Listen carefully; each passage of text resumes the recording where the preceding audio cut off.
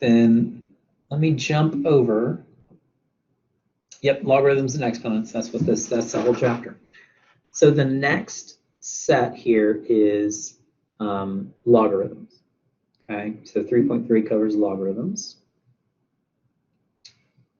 Base exponent equals answer. Let me think about that. I think I know what you mean. Yeah, they're inverse. Yes, they're inverse functions, right? So if I take the log of an exponential, I'll get back to what I started with. But first off, let's deal with the log. What does it mean? Okay, so this graph is log base 2 of x. Okay, what does that mean? A logarithm is literally, I'm gonna stick a y in there just to make it easier to deal with. Log base 2 of x equals y means what power do I raise the base to in order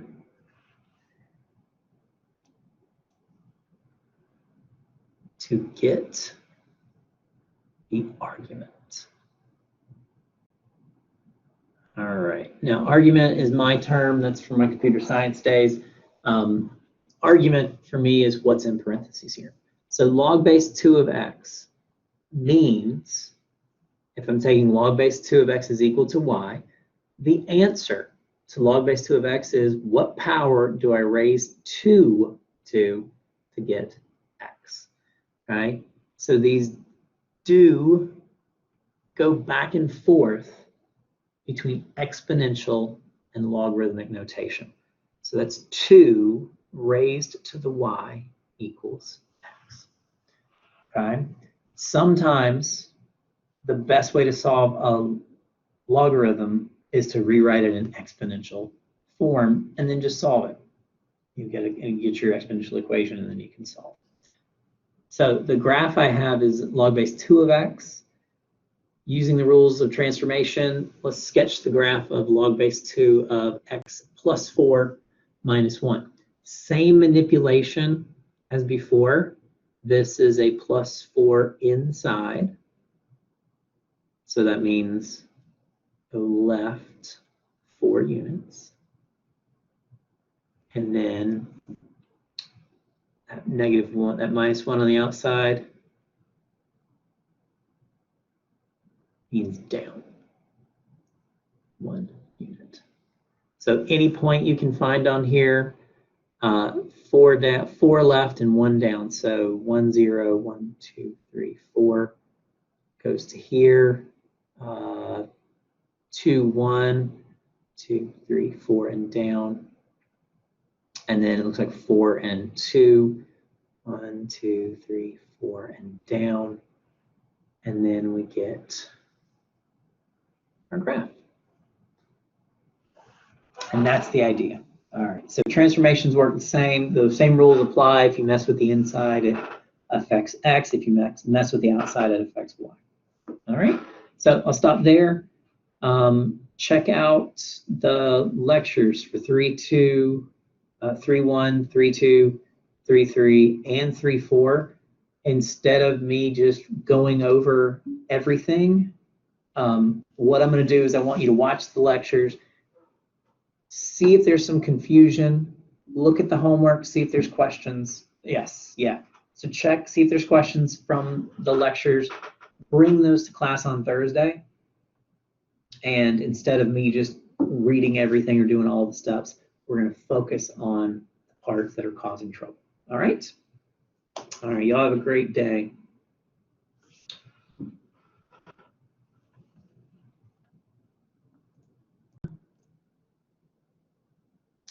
And I want to just quickly just tell you about the domain rules.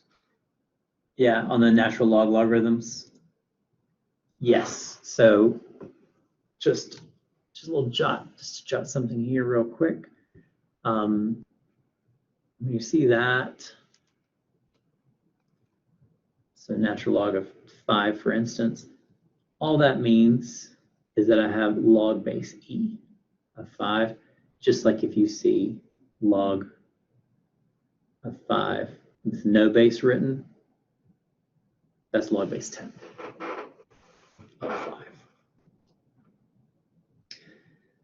Natural log, I said in the video too, we literally use it because it's fewer characters and it's in cursive. There's really no reason other than simplicity that natural log kind of takes on this. It just becomes our default log to use when we're trying to get the power rule working for us. All right. So how do logarithms work? The old denominator rules, old division by zero rules and variable under even root rules apply when I have a domain.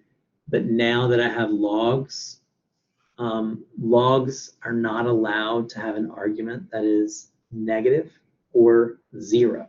So when I look at a function, because right here is f of x, log base 8 of quantity 4 minus 6x. First rule, does this have any variables in the denominator? No, there's no denominator. Does this have any variables in under an even root? No, there's no even root. And then now the third question is there a variable inside the argument? Yes, there's almost always going to be one inside the argument. The argument must remain greater than 0, not greater than or equal to, greater than 0. I cannot have I can't take log 8 of 0 because there's no power I can raise 8 to get 0. So that's why to find the domain, I need to take that argument, set it greater than or equal to 0 and solve. Add 6x to both sides and divide by 6. And I'm going to find x. I'm going to find 4 6 is greater than x, which I can turn around. Say x is less than 4 6, right? The pointy side of the greater than still points towards the x. The open side points towards 4 6. That's the technical terms here. And 4 6 reduces to 2/3. So what is my domain? It's everything less than 2/3. In interval notation, that's negative infinity up to 2/3, not including it. Right? And if you get one of these problems and it has a variable in the denominator, it has a variable under an even root, you have to take all those rules, the old rules, into account as well when you're finding domain. All right. Now, a key feature of logs and exponents, because they're inverse functions, and they have an equality. And we kind of talked about how log base b of a equals y literally means what power do I raise b to get a. So that means I can go between exponential form and logarithmic form. And that's a really important feature. So for instance, 3 squared is equal to 9. So log base 3 of 9 is equal to 2. Those are equivalent statements. What power do I raise 3 to get 9? 2. What power do I raise 3 to get 9? 2. So we're going to do the same thing, just kind of swap between them. 4.3 raised to the k is equal to 80. The base is 4.3, okay? And then if you're trying to follow along here, take a look at, I'm in exponential form, I'm in this by is equal to a form. B becomes the base of the log. A becomes the argument. What is A? A is the number on a side by itself that's not raised to a power. So that's 80. And then that equals k. What does 4.3 k equal 80 mean? Or how do I solve that for k? What is k here? It's the power I have to raise 4.32 to get 80. Okay. Next, we'll go the other direction. Log base x of 19 is equal to 1.2. Rewrite that in exponential form. The x is the base of the log. The x is the base of the left-hand side. The 19 is inside the parentheses for the log. It's on the other side of the equal sign in the exponential form. And then the 1.2 is y, and that is the power that I raised the base to.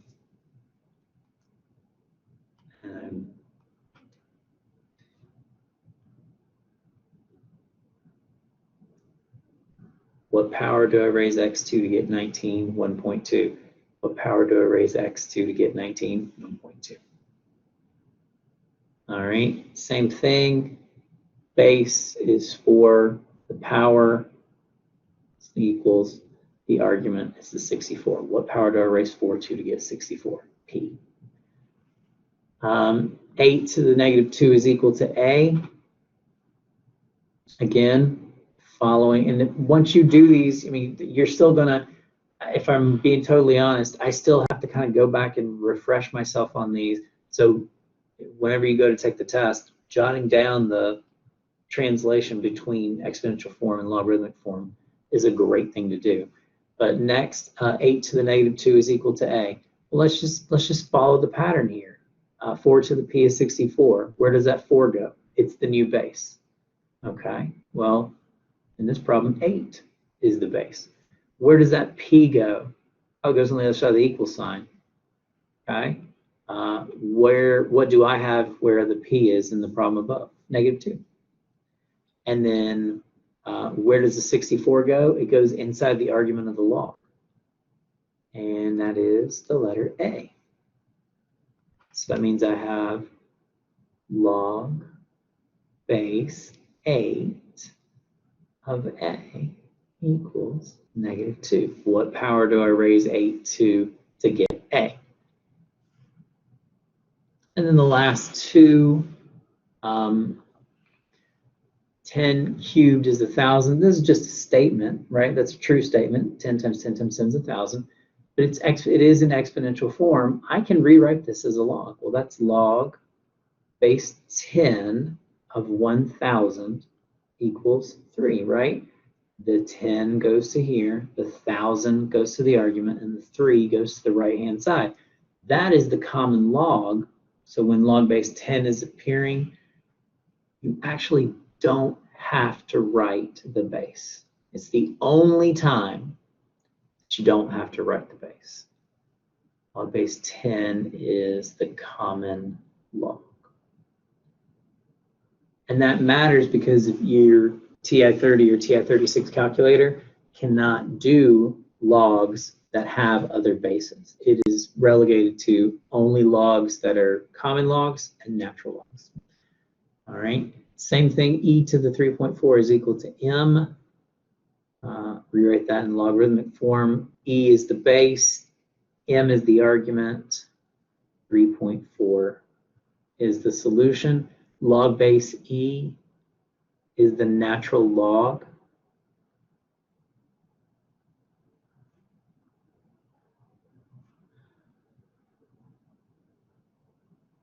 It's the natural log. So this is the other one where you don't have to write a base here because the fact that this is a natural log tells me the base is e. All right, what power do I raise e2 to get m?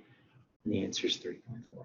Notice I didn't solve anything here, right? I didn't solve any of these problems. I didn't do anything. I just translated them between logarithmic form and exponential form. What do I mean when I say that? Exponential form means I've got exponents. Logarithmic forms means I have logs. All right. So let's think about some of these problems and see if we can do these without a calculator first and then with a calculator second. Again, these are just things you're going to be plugging in on the right, but down the left-hand side, let's think about these logs. And the first one should jump out as pretty easy. Log base 4 of 16. What do I raise 4 to get 16? 2, right? 4 squared is 16. What do I raise 2 2 to get 1/8, that one may not jump off the page at you. So it never sat well with me that they would say, okay, we'll convert this to exponential form. Well, exponential form has an equation, right? It has variables on the left. It has numbers on the left and numbers on the right. So if I'm going to convert this, I need to say log base 2 of 1/8 is some number x. Now convert this. Convert from logarithmic to exponential. That says 2 raised to the x power is equal to 1/8. This looks like a problem we've done before, right? If I can get the bases to be the same, I can find my answer. Well, the 8 is in the numerator. I don't really like it down there because it doesn't do me any good. So I bring it up to the denominator. 8's in the denominator. Bring it up to the numerator by using the negative power. And then what I want is the same base. Well, 8 is 2 cubed, right? So if 2 to the x is equal to 2 to the negative 3, then x equals negative 3. If you saw that from the beginning, that's completely doable in your head. Great, keep up the good work. If not, write it out. There's nothing wrong with it. Natural log of e. Remember, this means natural log means log base e of e.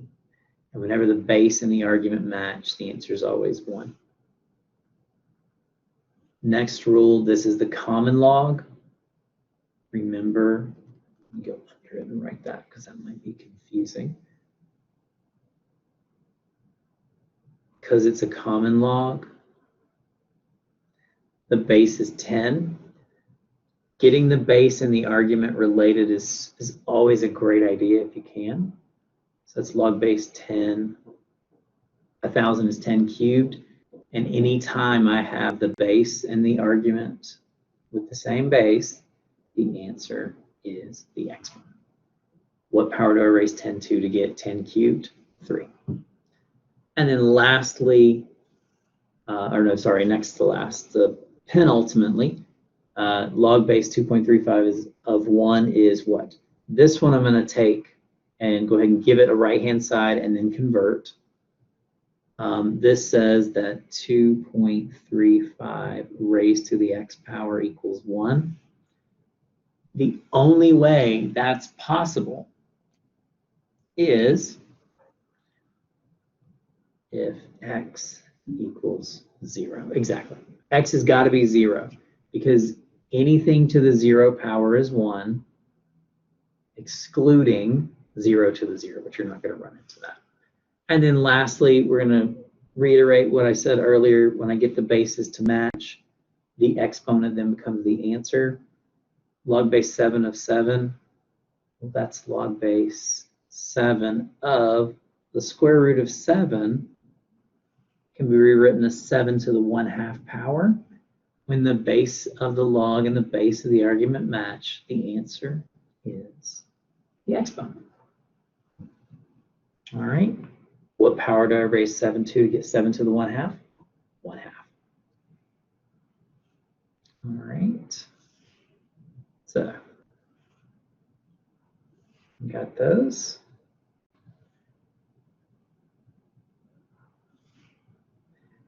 And now down the right side, it's really no point.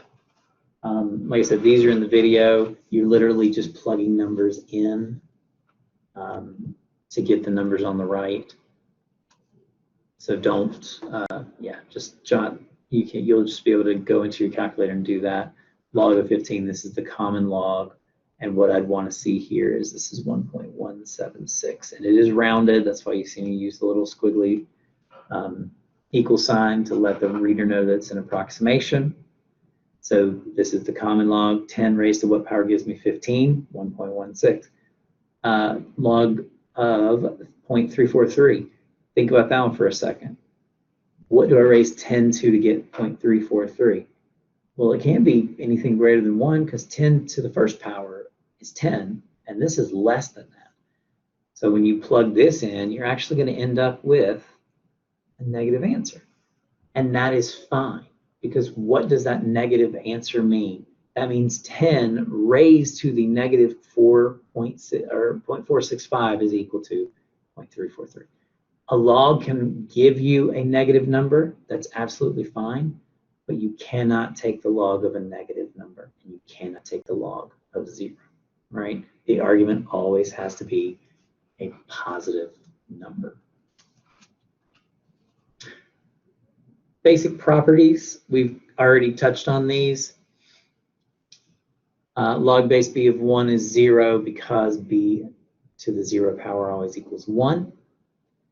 Log base b of b is 1 because, and this is a little more clear here, what power do I raise b to get b? Well, that b in the argument is technically b to the first, right? So power, base, and the argument have the same, base and the argument are the same number, then the result is, the answer is the exponent. Log base b of b to the x is x, right? If the base and the argument have the same base and the argument has an exponent, the answer is the exponent. And then lastly, I'm not going to quiz you on why this happens, I just want you to see it.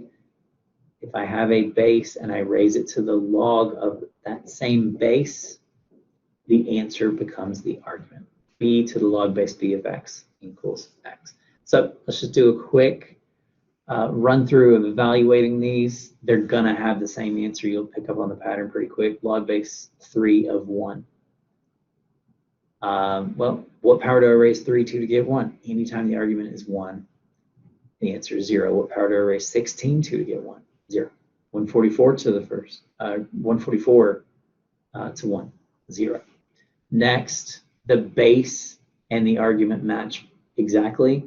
What power do I raise 3 to get 3? 1. What power do I raise 16 to get 16? 1. 144 to get 144? 1. And now we're going to see this third property. If I have the base and the argument have the same base, and I have a power, the answer is the power, because what's this question? 3 raised to what power gives me 3 to the 7? 16 raised to what power gives me 16 squared? 144 raised to what power gives me 144 to the negative 1? And then the last one, when the base and the base of the log match, the answer is the argument. All right. So there's a set of problems down here. They're exactly the same. They're in the video. I don't want to spend any more time on it because I want to get to the properties.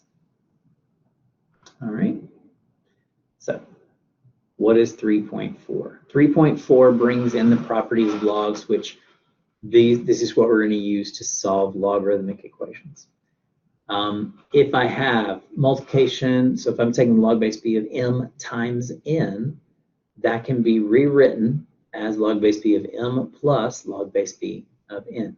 You've never seen a property like this before, where multiplication on the inside corresponds to addition on the outside. If multiplication corresponds to addition, then division has to correspond to subtraction. And then lastly, log base b of m to the p is equal to p times log base b of m. What in the world did I just do there? The power property, or the power says, if you have the log of something raised to a power, then you can bring that power out front and it becomes the coefficient of the log. Log base b of m to the p is equal to p times log base b of m. All right, this one is a key property. This is going to be the one we're using, because exponential equations, which we're going to be there soon. Exponential equations are equations where x is in the exponent. This power rule, power property, is going to be the reason or the way that we solve those equations, because this is the only thing that allows us to get that variable down. So let's deal with some practice here, see if we can rewrite. So the first two here, I have a sum of logs and a difference of logs. I'm going to rewrite these using the properties. Well, this is a sum on the outside. The product property says that if I have addition on the outside, I can rewrite that as multiplication on the inside. 1 base 3 of 7x. Okay. Now the property, yeah, x7, and then I just rearrange it because you're used to seeing the coefficient first and then the variable second. So I didn't put parentheses here. It's just to show you you don't have to have them unless there's multiple terms in your argument. I try not to use them as much, but like I said, I was trained by somebody that taught me to do this over and over again. Parentheses go everywhere. So log base 3 of 7x. How about subtraction? Well, this is the quotient property or quotient rule. I can still use that because you haven't hit calculus yet. The quotient, well, if I could spell property, it would be super helpful. Quotient property says subtraction on the inside is the same thing as subtraction on the outside is the same thing as division on the inside. All right. Now, notice both of these problems, the base of the log matched. Log base 3 of x, log base 3 of 7, log base 3 of x, log base 3 of 7. I can only use the product property if I have the same log, same base in both terms. All right. Now, let's go the opposite direction. Or actually, this one's actually expanded. I have 7 times log base 3 of x. The power rule says that if I have the log of something raised to a power, I can bring that power out front. Go the other direction. That means if I have a coefficient, I can bring it inside, and this becomes log base 3 of x to the 7th.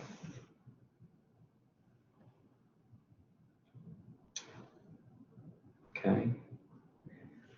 These properties, like I said, they run both directions. If I have the log of something to a power, I can bring the power out front. If I have something out front, if I have a coefficient of my log, I can bring it back inside and make it my exponent. Next, natural log of 3 times a. This is the product property.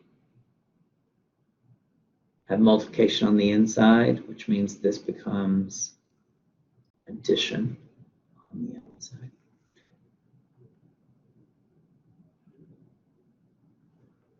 And then log of 5 over a, this is the quotient property.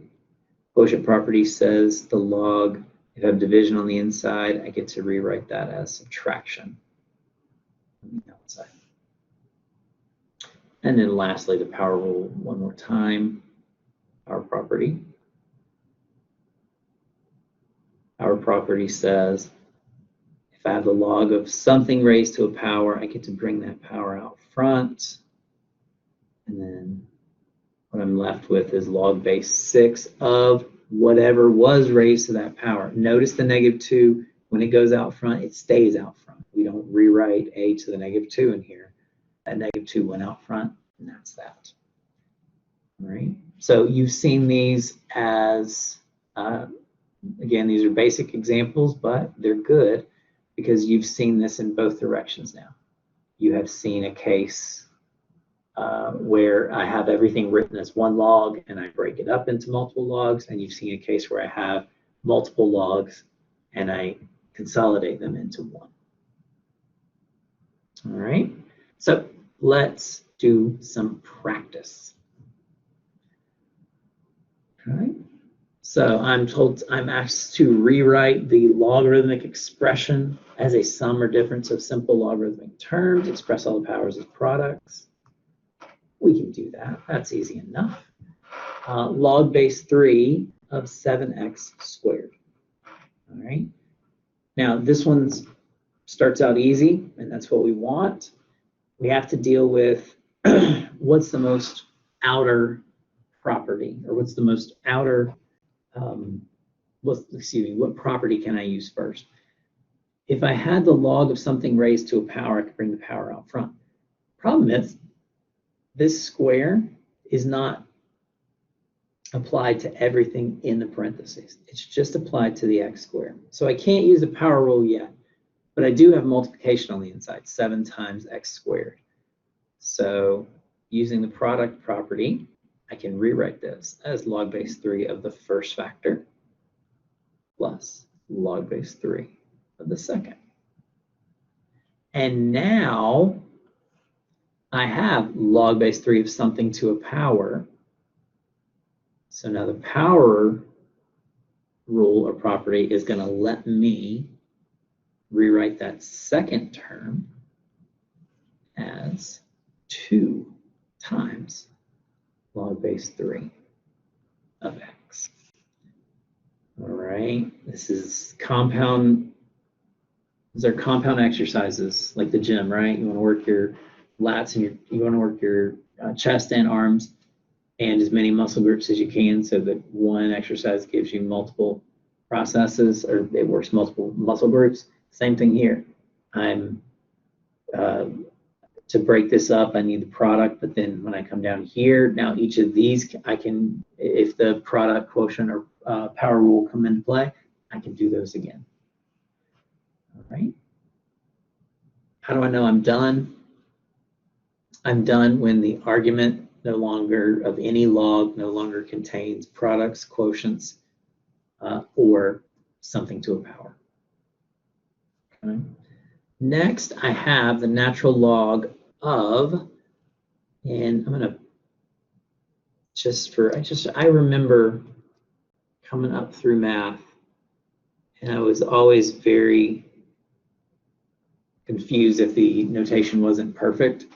That is the natural log of 2x plus 3 divided by x squared plus 3x plus 2, close quantity cubed. So I do have the natural log of something raised to a power, right? So you can see a couple of things going on in there. You can obviously see division, so the quotient rule comes into play, and you can see the power rule. Which one of those is working first, or which one of those am I going to have to deal with first? I keep saying can't. I have the log of something raised to a power. So ignore the fact that this is a whole bunch, this is, linear expression and a quadratic expression. And just say this is the natural log of something raised to a power. So that means using the power rule, I can rewrite this as 3 times the natural log of 2x plus 3 over x squared plus 3x plus 2. All right, next. All right, well, now I have the natural log of a quotient. I have a numerator and a denominator. So now the quotient rule says that I can rewrite this as 3 times the natural log of the numerator, division on the inside, corresponds to subtraction on the outside.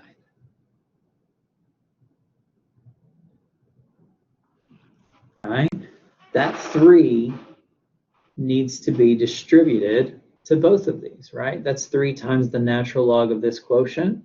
I've broken up this natural log into the subtraction of 2 terms. Fine, but that 3 better go along with everything. So that's 3 times the natural log of 2x plus 3 minus 3 times the natural log of x squared plus 3x plus 2. What else can be done here? Okay, well, nothing jumps out. There's no products sitting in here. There's no quotients sitting in here. there's a power, so I have a quadratic over here. Can I can't do any more with the first one, but can I do something over here with this x squared plus 3x plus 2? Yeah, that is a quadratic that factors. Why is that a useful feature? Because if I have the log of things that are multiplied, I get to break it down into plus the first plus the second. X squared plus 3x plus 2. Two numbers that multiply to 2 and add to 3 are 2 and 1. Well, now, this is the product property. Product property says if I have the log of two things that are multiplied, I can rewrite this as, notice the first term is not changed in 4 steps, okay? Minus 3, and then here I am using my brackets again, times the natural log of the first factor plus the natural log of the second factor. Distribute, and I end up with 3 times the natural log of 2x plus 3 minus 3 times the natural log of x plus 2, that is minus 3 as the natural log of x plus 1. Can I do any more with this? Are there any more powers, products, or quotients inside the parentheses? Nope. Do any of these logs have the exact same argument? No. If they did, they would be like terms and could be added together. But none of these do, so we don't have to worry about that. Now, here's the thing. This looks daunting. This looks a little scary. But I want you to see the math that we're actually doing here. Each line where we use one of the new properties of logs, I wrote it. So power rule got the exponent down. Quotient rule broke up this log. The product rule allowed me to break up this log. Everything else is distribution. It's just multiplication, addition, and subtraction. Okay? So as you're doing these problems, if you get them and you just get overwhelmed with it, take a step back and just look. This step, so this process right here from the natural log of a product to two natural logs, the sum of two natural logs, this quotient, this division to subtraction, and then bringing that 3 out front. Those are the only new math that you're getting exposed to now. Everything else is just old school algebra. So let's keep going. Over here on the left, I have the log of the square root of 5x. Right? Last time we had this, we had a power that when we had log of something in here, the one up above, I had two things multiplied and the power only applied to one of them. In this case, that's not it, because the square root of 5x is the same thing as 5x to the 1/2 power. Why is that good? Because the power property says if I have something raised to a power, if I have the log of something raised to a power, I get to rewrite this as the power times the log of whatever the base was. Excellent, right? So bring the 1/2 out front, and now I just have 1/2 times the log of 5x. Well, this is a product.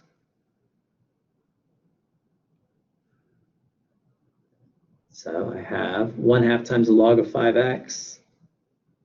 It's 1/2 times the log of the first factor plus log of the second factor. And then distribute. That's 1/2 log of 5 plus 1/2 log of x. Can I do any more with this? Are there quotients, products, or powers inside my logs? Nope. Do any of my logs have the same argument? No. Then I'm done. Okay. Again, 2 steps here, bring the power out, and then break it up. Those are that's the new math. Everything else is old math. All right. Getting comfortable rewriting roots as fractional powers, that comes with time and practice.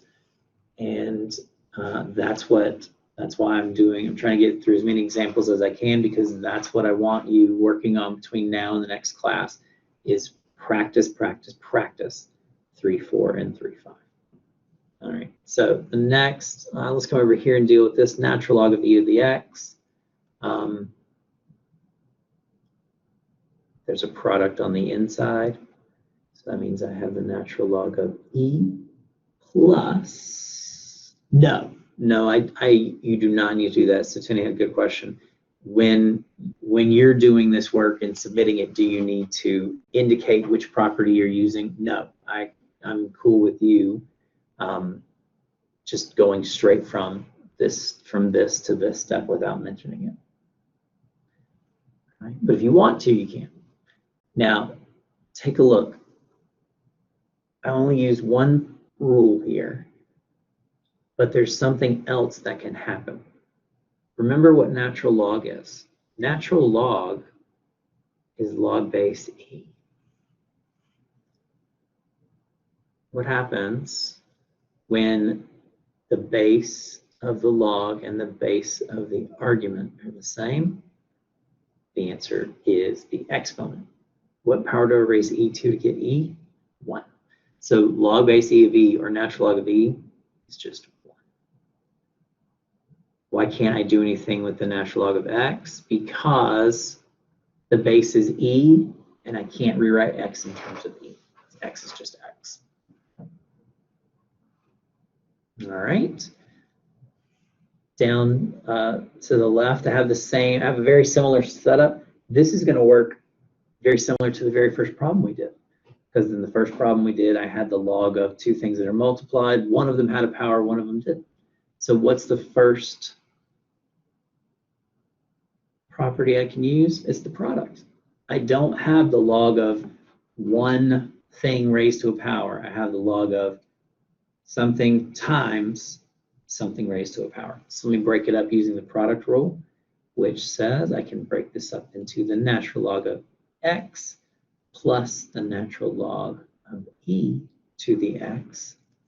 The first term is done. The second term then allows the power to kick in. So what have I got now? I have the natural log of x plus, bring the power down, and then rewrite, and then write the natural log of the base. And we have the same situation we just saw. Natural log of e is 1. So that means I have the natural log of x plus 1. Plus 1 what? That's a 1. There's still an x out here.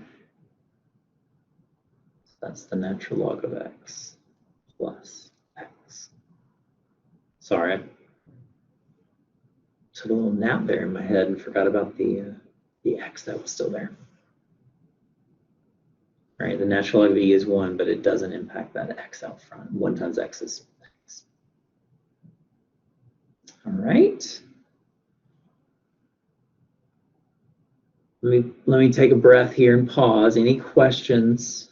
Again, questions typically come when you do these problems. I know how homework and math works. It's hard. Once you sit down to focus on it, you can really get into it. But if you haven't been watching the videos and doing these, I know the questions.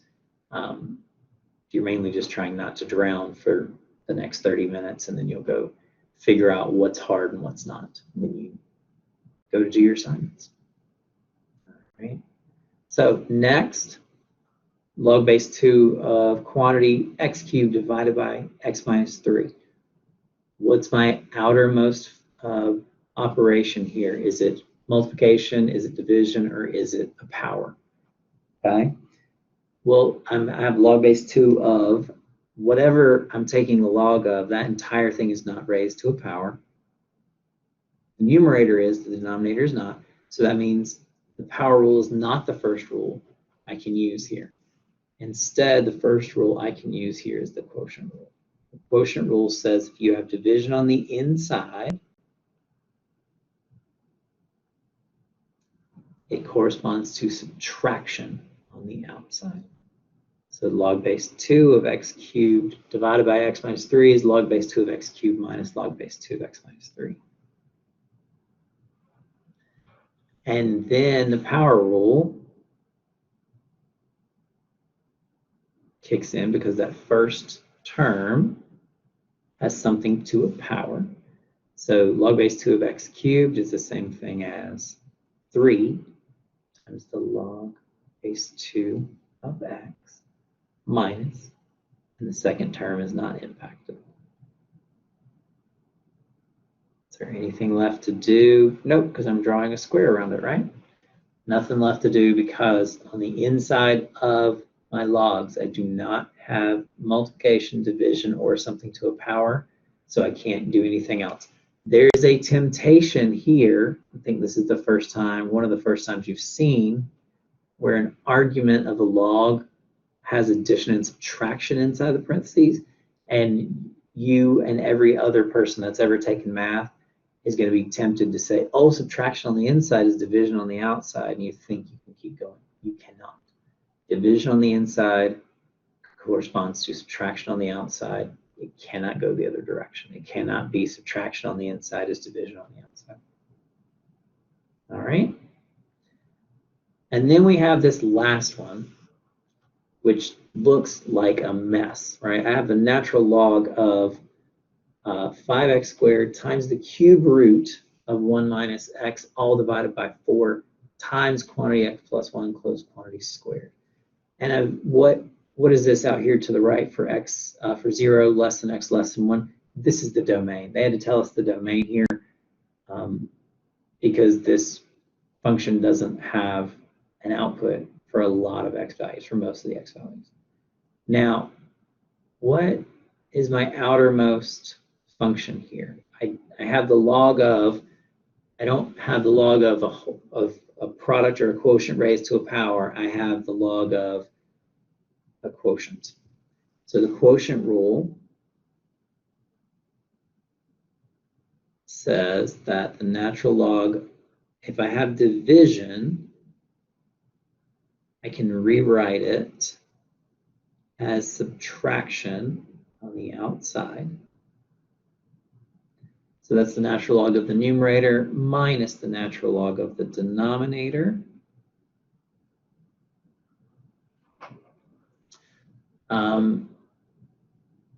And then what? Well, the product rule comes into play. So what have I got here? Well, I have the natural log of 5x squared times the cubed root of 1 minus x. I'm not going to do a property or a step here for properties, but I am going to really point this out. That's 5 times x squared times the cubed root of 1 minus x means 1 minus x to the 1/3 power, right? The index of the root is the corresponding denominator. And then that's minus the natural log of 4 times x plus 1 squared. Why am I drawing the times out? Because I want you to see that there are 3 cases of the product rule here. The first is a product times a product times a product, or excuse me, a factor times a factor times a factor. And then in the last one, I have a factor times a factor. So I can use the product rule to break this up. So the first one is the natural log of 5 plus the natural log of x squared plus the natural log of, I'm going to do brackets here so that we don't have parentheses overlapping. 1 minus x to the 1/3. So that's the entire first term. That natural log of the numerator got broken up into 3 additions, right? Use the product rule 3 times. Minus, and then you know me, if I have a minus or a coefficient and I'm gonna break something up into multiple logs, I'm gonna put a big old bracket here to remind myself to distribute. 4 times the quantity x plus 1 all squared, it's broken up into the natural log of 4 plus the natural log of, again, just to be consistent or just to try to really drive a point home here.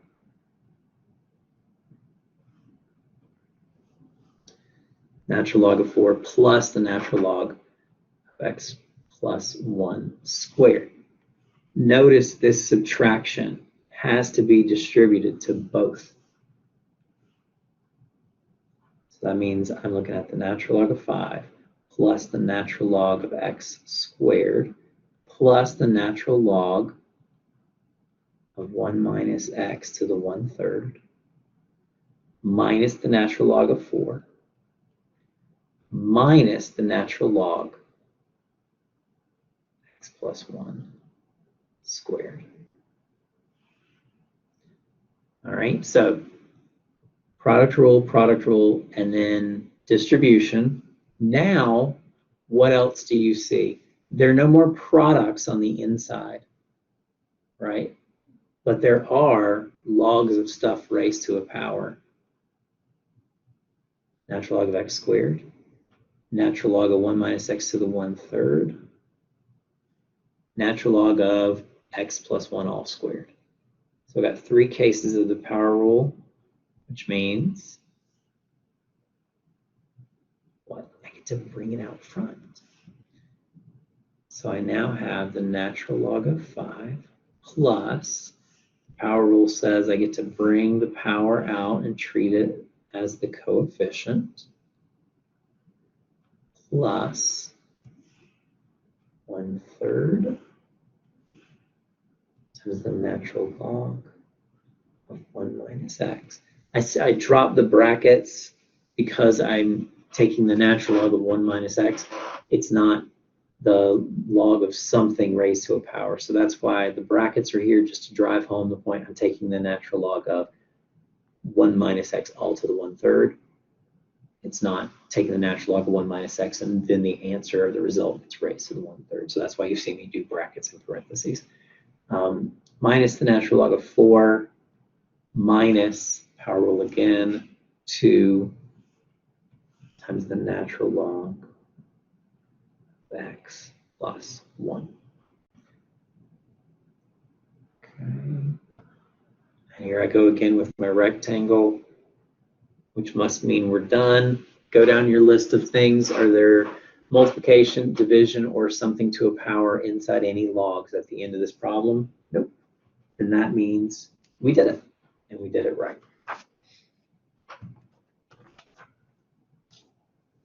All right.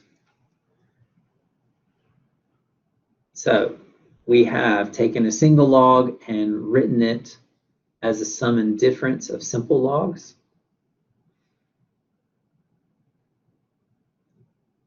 And now we're going to be asked to go the opposite direction. There's four examples left here, then we jump over to 3, 5. So we've expanded a single log into multiple logs. Now we're going to take multiple logs, sums and differences of logs, and compress them into a single log. So how about log base 6 of 9 plus log base 6 of 4? I don't know any numbers that jump off at what do I raise 6 to get 9, so I can't really replace this with a number. Same thing here. So what can I do? Well, I have addition on the outside, which is the product rule. It's just in the reverse of the way we're using it on the last page. Addition on the outside means multiplication on the inside. Log base 6 of 9 plus log base 6 of 4 is the same thing as log base 6 of 9 plus 4. What is 9 times 4? It's 36. And what do I raise 6 to get 36? 36 is 6 squared. So this is 2. Okay. So even though I can't see, or I don't see the answers here to what is log base 6 of 9, what is log base 6 of 4, by consolidating them to a single log, I ended up creating an equation that I was able to solve completely. All right, so that comes out at 2. Next, natural logs, and I've got them subtracted. This is the quotient rule. It says if I have subtraction on the outside, I can rewrite that as division on the inside, x minus 2 over 2x plus 5. Okay. This one didn't break down to a single number, and that's absolutely fine. It also didn't, the first one didn't have a variable in it. So if you're wondering why the answer to the first one is 2 and the answer to the next one is, I just wrote it as one natural log with a quotient inside. It's just dependent on the problem. If x is in there, you're probably going to end up, you're most likely going to end up with a single log that still has terms in it, or still has stuff in the argument. If it doesn't, like this one on the left, you probably won't. E to the natural log of 7. Okay? There's nothing about this one. There's no product or property rule, or none of the 3 rules are going to apply here, because that is e, just remember, raised to the log base e of 7. Whenever the base of the exponent and the base of the log match, and you've got one raised to the other, you get the base of the exponent raised to the log with the same base, the answer becomes the argument. Okay. In the opposite direction, if I had like the natural log of e to the 7th, the bases would be the same, so my answer would come out to be 7. Okay. And then last one, I have 2 times log of x plus log of x minus 1.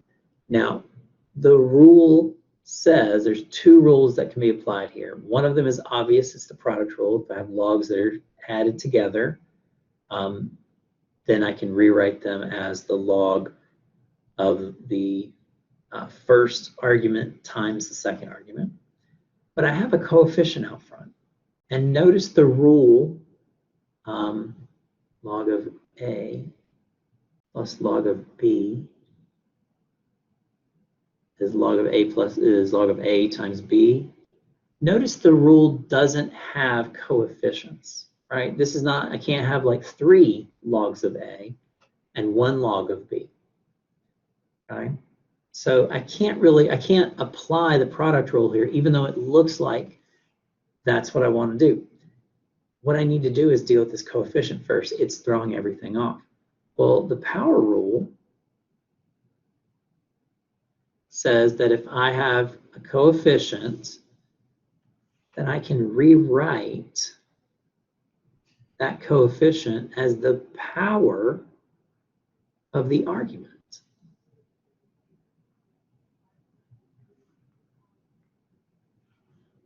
And now I've got the sum of 2 logs with the same base. Now I get to apply the product rule. The product rule says that I can take the sum of logs, and rewrite it as the log of the product of the arguments. I don't know which one they would want this in, so you can distribute the x squared or not. They both lead to the same answer.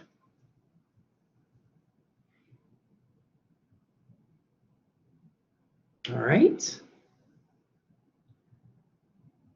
Okay. The silence is deafening here. I know I can tell everybody's absorbing and wondering how they're going to do this homework in time. You're going to be fine. It comes with practice and time.